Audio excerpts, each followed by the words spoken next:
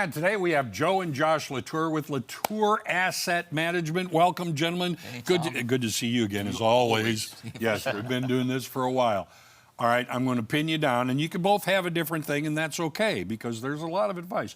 What is one piece of advice that you would give to everyone watching today, no matter where they are financially? Okay, well, now that's really a good question, because you could give a plethora of different pieces of advice to different individuals in different situations. But if you're talking a blanket piece of advice that... Okay, I'm going to stop you right there.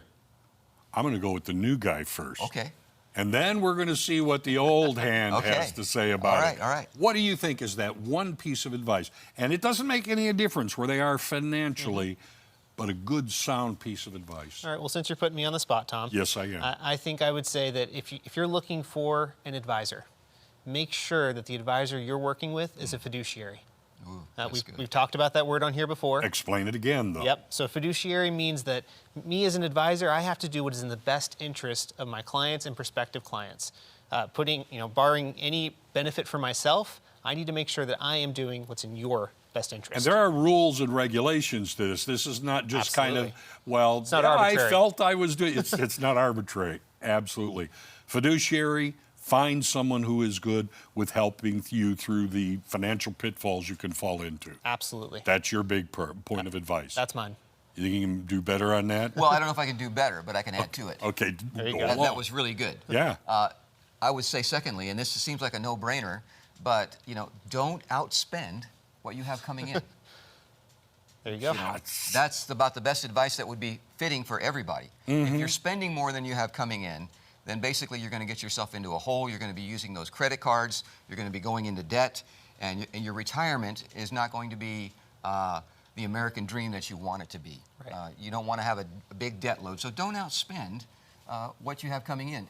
And I would add to that, when you have a windfall, put it in savings. Okay? Continue to sweeten your cushion. The cushion is the bucket list. Don't get the speedboat, in other words. Yeah, right? I mean, you can get a speedboat. I don't mean that you can't do the extras, but make sure that you have in possibly 2 years worth of income sitting in savings. If you have disposable income, continue to sweeten that cushion account. Right.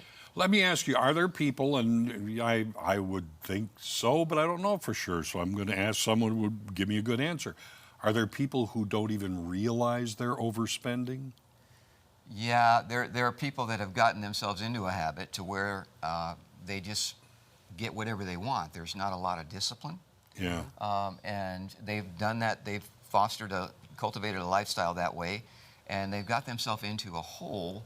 And boy, that's not where you want to be at in retirement, for sure. No, I don't want anybody knocking on my door or taking things out of my garage. For sure. Yeah, but this is where all of this comes back to the point of find a good advisor where this is concerned. Absolutely. Yeah. And Tom, that doesn't just mean people in retirement. Oh, that piece of advice, don't outspend what you have coming in, is for everybody, even people in pre-retirement. Make sure that you build a cushion. I tell this to young people. Build a cushion. People that they have large credit card debt and everything, they've got several credit cards.